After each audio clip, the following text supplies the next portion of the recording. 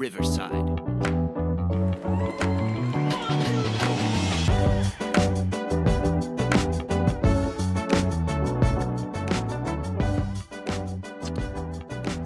Hello, welcome back to TheSadFan, where we talk about the good, the bad, and everything that made us sad.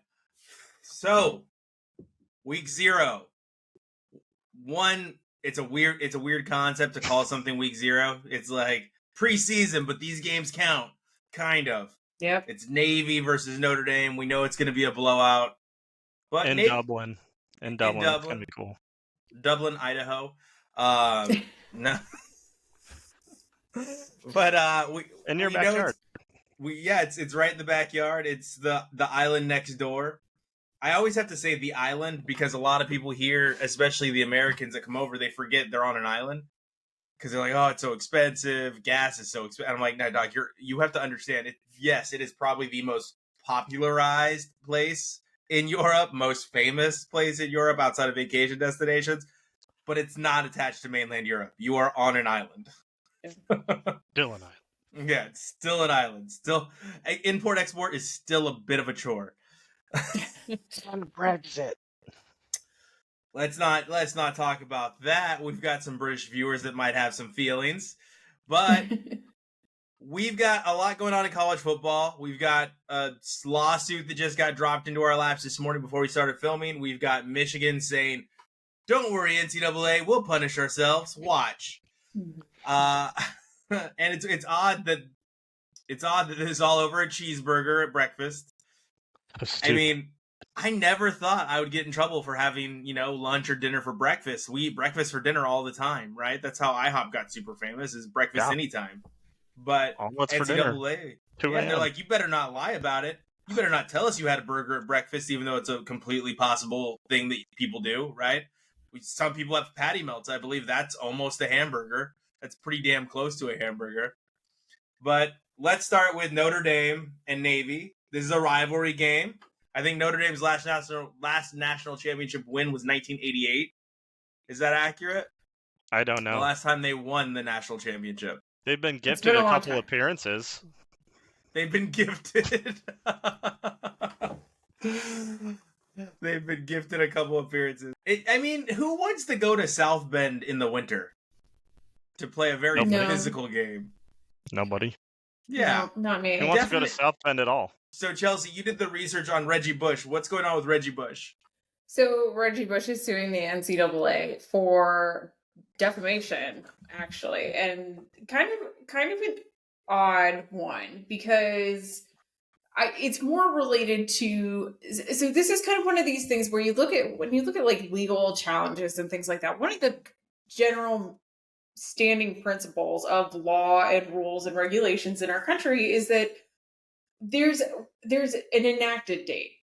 And for almost all cases, every behavior that applies during like a rule enactment or repeal date, like that is the date. Like you can, so name, image, and likeness, during the, back when Reggie Bush was still playing, he had very strict rules that he had to operate under.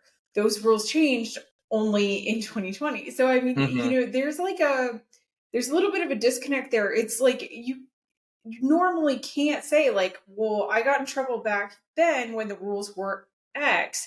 And just because people are allowed to do that today, like I'm going to sue. So I'm not really seeing the merits or standing of this case. Honestly, I think that he has a point. He has a point, right?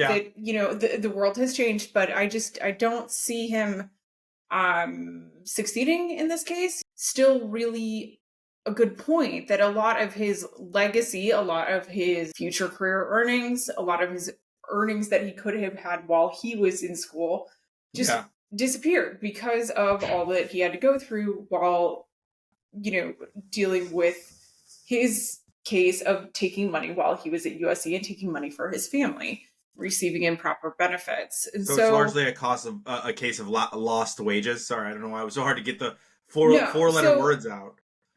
So, that is one of the things that he's arguing in the on the grounds of defamation. So saying that the defamation resulted in a financial damages. Okay. But he isn't suing. He can't sue any specific person for lost wages because. Sorry, I don't mean to laugh. This is like Macaulay Culkin suing his parents. I think he just wants his. That case had better standing than this one, I back. believe. Yeah, you're right. Well, because they were actually stealing from Macaulay Culkin. I mean, yeah. And let's not get it twisted. The NCAA is actually stealing from its players. Yes, because absolutely. You look at the salaries for some people up in the higher offices of these institutions or in the NCAA, and it's like, no, you're stealing. Yeah, I mean, I think that there should be a revenue sharing agreement that goes down to the student athletes at every sport and every level. But I mean, that I guess that makes me socialist. I don't really know these days. Communist, throw the word at me. I don't really care. It just depends on who you're talking to. But it just depends on your audience. Yeah, for sure. But I do have a lot of issues with things like you said, like the money just aggregating at the top. But you know. It is really interesting, especially since you do have all of these weird rules that the NCAA kind of like just throws down on institutions about what you can and cannot do, even though now no breakfast, no lunch for breakfast. Well, to be fair, so the NCAA Enforcement Division Vice President dude said Michigan's infractions case is related to impermissible on and off-campus recruiting during the COVID-19 dead period and impermissible coaching activities, not a cheeseburger. So there, but the activities were recruiting over breakfast. Yeah. He was caught over the cheeseburger. Yeah, but these very locked in dates of when you can and cannot and that's how stupid. You can recruit people. I mean, it's all just ridiculous at this point. I think Wes just spoke for 90% of the audience. It's stupid. It just doesn't... It's so out of touch with what actually could benefit both the players and institutions. And I think that these dead periods and stuff like that are just... You're right. It's just stupid. But Chelsea, they get Pop-Tarts. I mean... It's a problem. It really is. We should look more. We should look into that more. Yeah. So, I mean,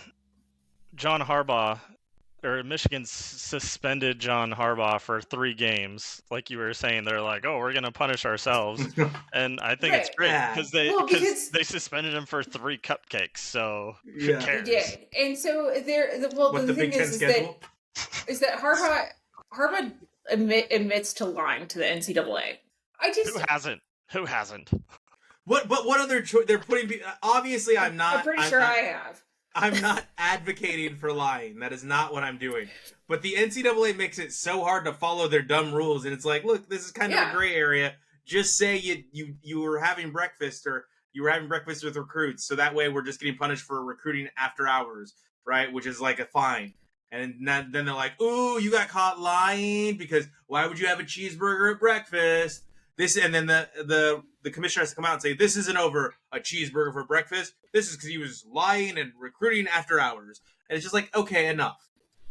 Enough. One, the NCAA shouldn't exist, to be very clear. The NCAA is an entity that was organized so that these institutions can make as much money or capitalize as much as possible on the athletes by putting in parameters, never allowing the athletes to make money. They succeeded for almost 50 years. Enough. But enough. You've made millions upon millions. Nick Saban doesn't have to wear socks because the insides of his shoes are so soft. All right? It's enough already.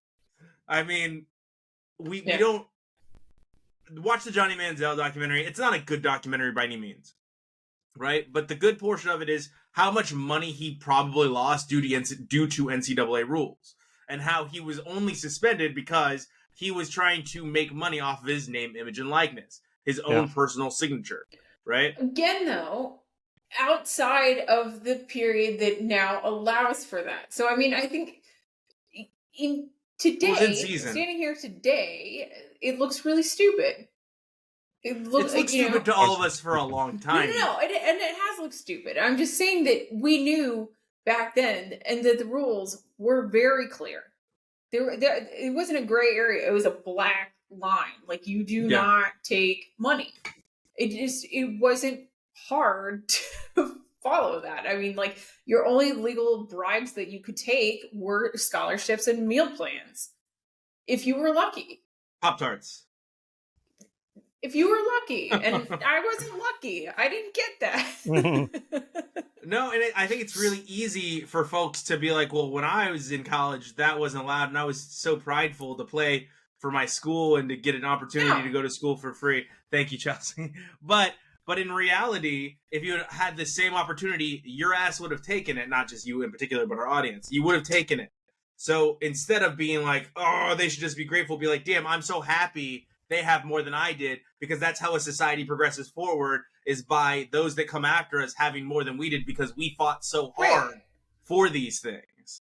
Right. And I mean, so like the biggest, I mean, for me from personal experience, I had to turn down the opportunity to swim at Colorado State because it was out of state and I didn't get a large scholarship package. I did not get a lot of financial aid for that school. So I had to stay and I had to go to Oregon, and I was pissed. And the reason why I could afford Oregon and not Colorado State is only because I was able to actually take a job. Mm-hmm. I was able to work outside of school hours. Why could I do that? Because I actually turned down, again, the opportunity to play a Division I sport. Like, that, you couldn't do it. You couldn't even have a job. You couldn't even tutor on campus for money. Like, you just could not be paid by the school. So let's not zoom past the fact that Chelsea just said she hates Oregon and the University of Oregon. I hate the system. I hate the system that she wishes she played for the Mountain West Conference, Colorado State Rams, instead of the Pac-12, which they claim to love so much. I don't know if you've been listening to the past shows, but apparently Chelsea's like harbored this grudge for a long time, and she's very happy the Pac-12 broke up because she didn't want to play there anyway. Yeah. Mm-hmm. All right. Well, that is exactly what I said. Exactly. Whenever Chelsea goes quack quack, I would be like, "No, you want this? Go Rams!" I don't know the noise a ram makes. Like, I didn't want to make probably similar to a goat screaming. I didn't want to make a sheep noise, or I didn't want to be like, nah.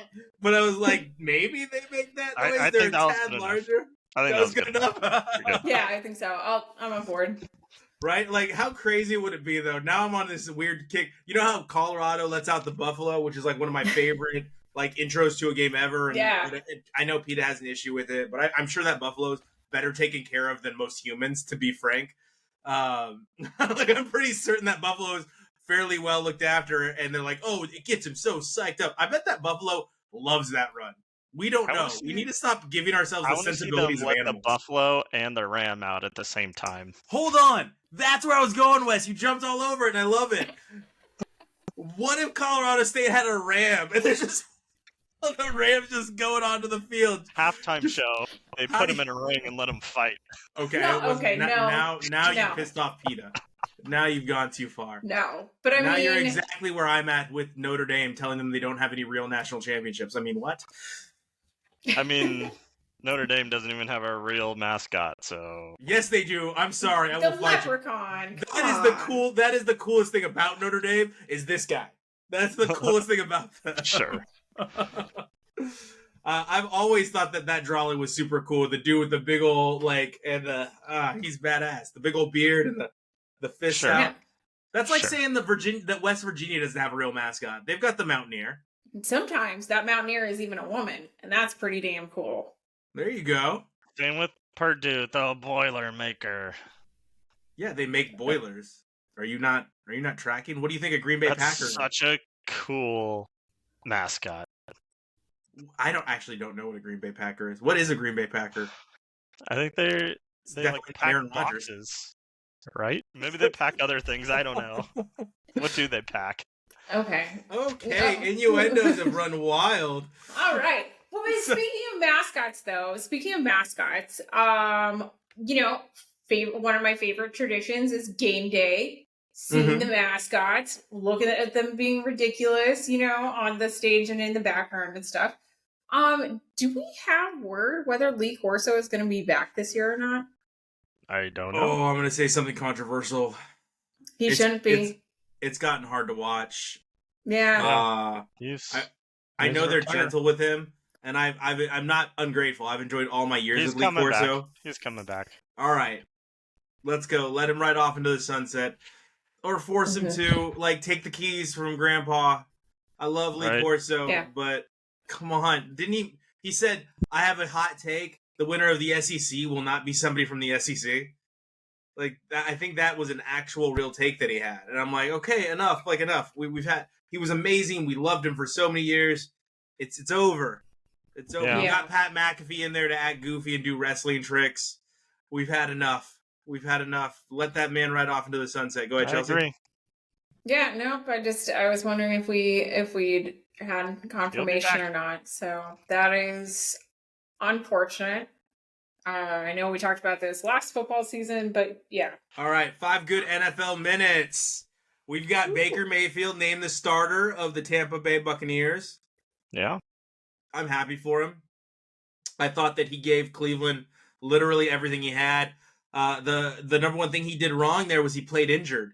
And that really screwed up his next contract. That screwed up his metrics as far as his statistics were concerned. It's also just Cleveland, so. It's also just Cleveland, who is one of the most entitled, ungrateful towns who hasn't done anything since LeBron James decided to gift them a championship in a game that they got lucky in, that they should have lost to the Warriors if Kyrie Irving, who hadn't been a psychopath, hit that 3-point shot.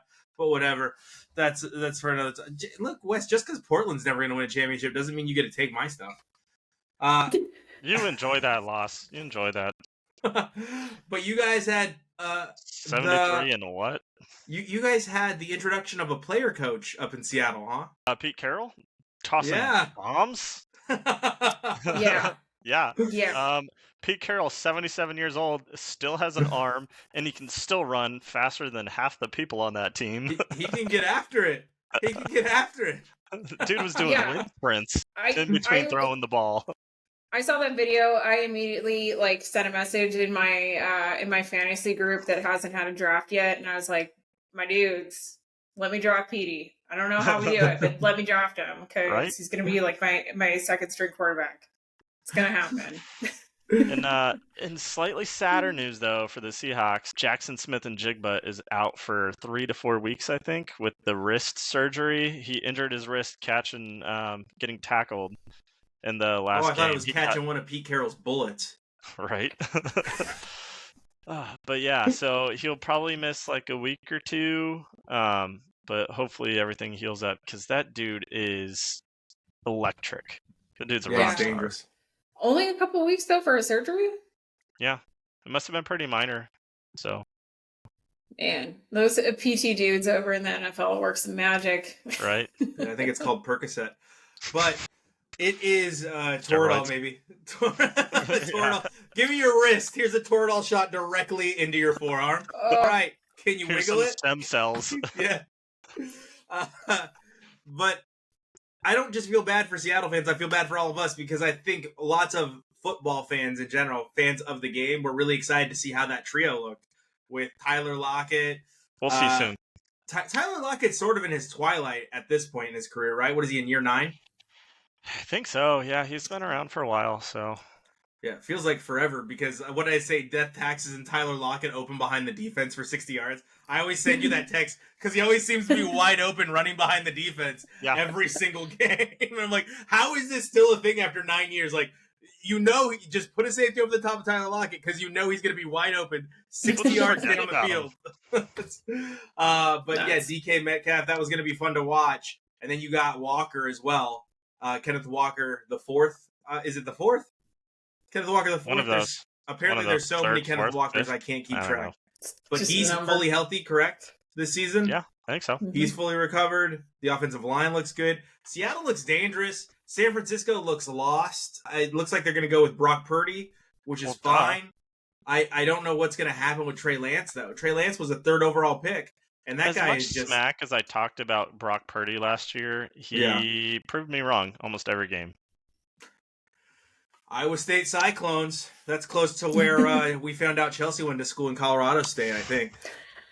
So, couple states away.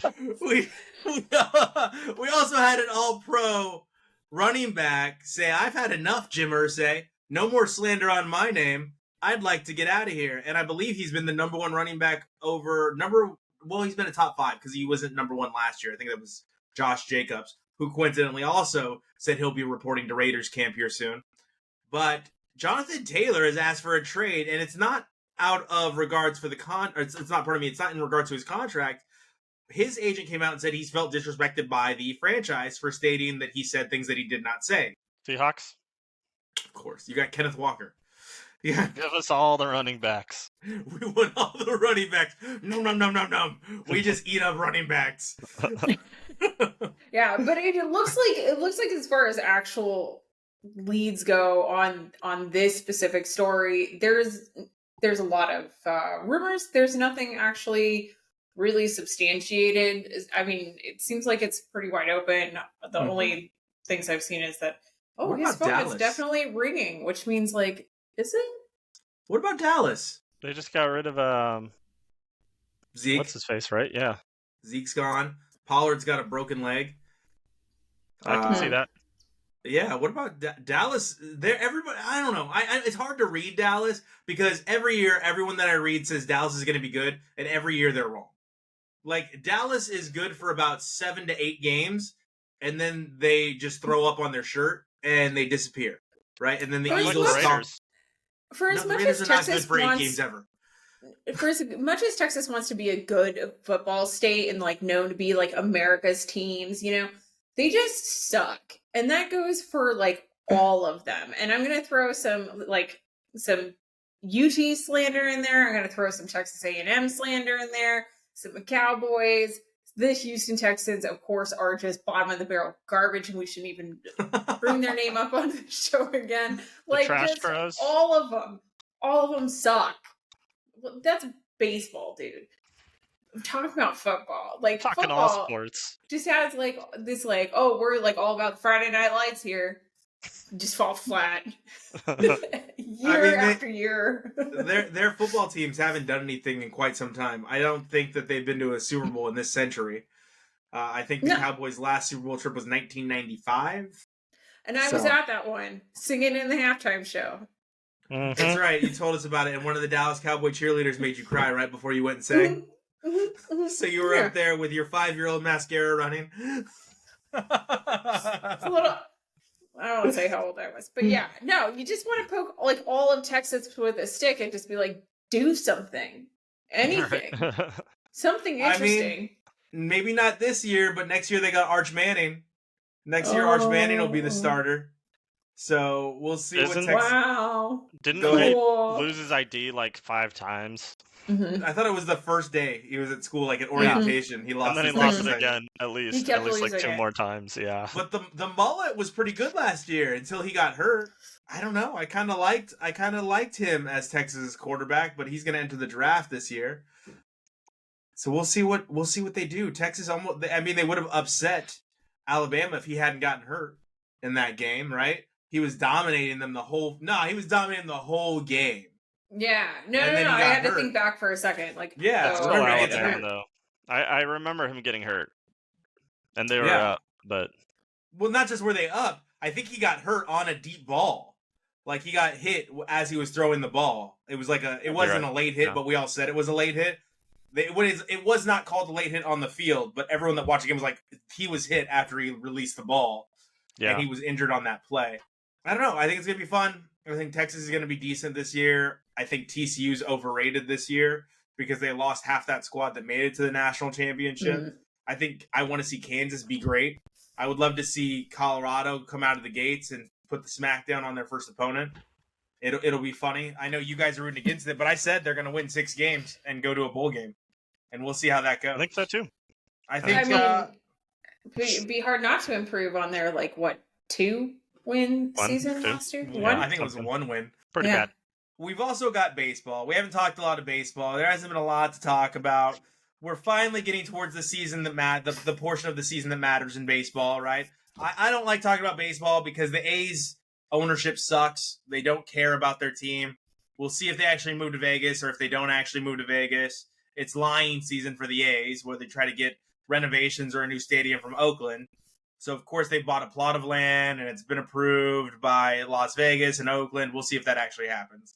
Until that happens, they don't invest any money in their team. They don't invest any of their own personal finances in the stadium, right? They're trying to get the cities to pay for everything. They're 35-90. They're irrelevant, but they have the lowest payroll in all of baseball, as opposed to $364 million payroll to start the year to get you below 500 by almost 10 games. Who was that again? The Mets. I'm like, it's just so funny. I've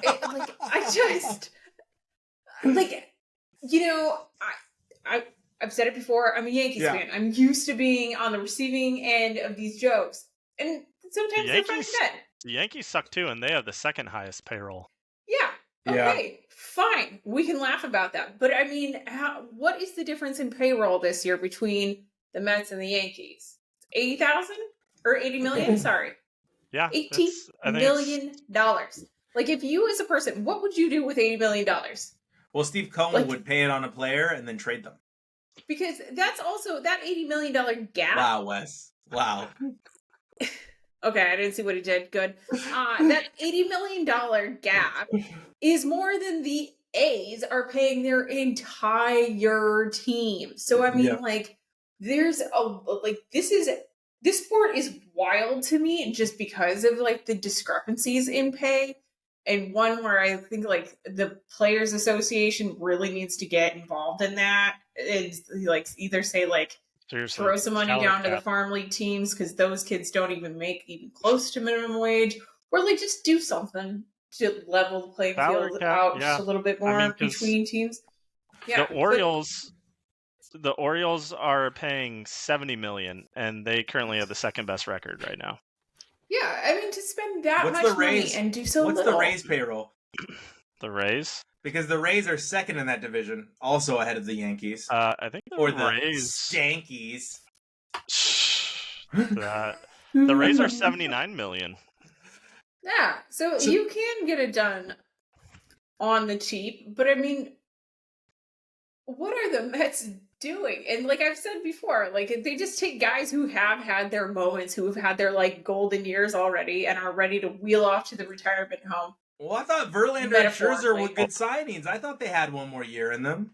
Speaking of good teams, the Mariners, have $134 million in payroll, so they're dead average. But they just won. They're currently on an 8-game winning streak, and they had an 8-game winning streak before that. So they won 8 games, lost 3, won 8. They're 16 games above 500 now, and 1.5 games back of AL West. So I think right now they're the hottest team. They're the hottest team in baseball. Is this the year? Julio Rodriguez. Okay. In 4 games, he had 17 hits. Just think the average player has 16 at-bats in 4 games.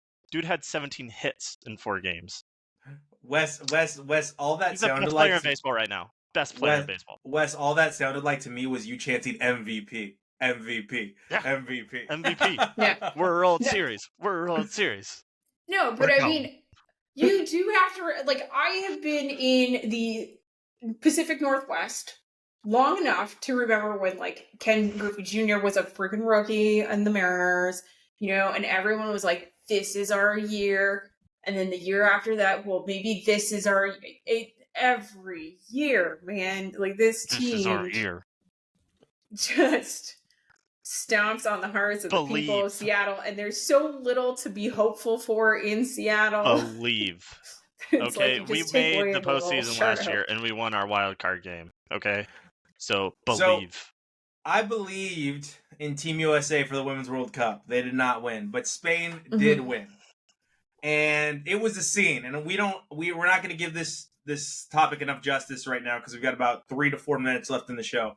Wes, how would you react to the owner of your sports federation grabbing you by the face and kissing you on the lips? I'd slap him.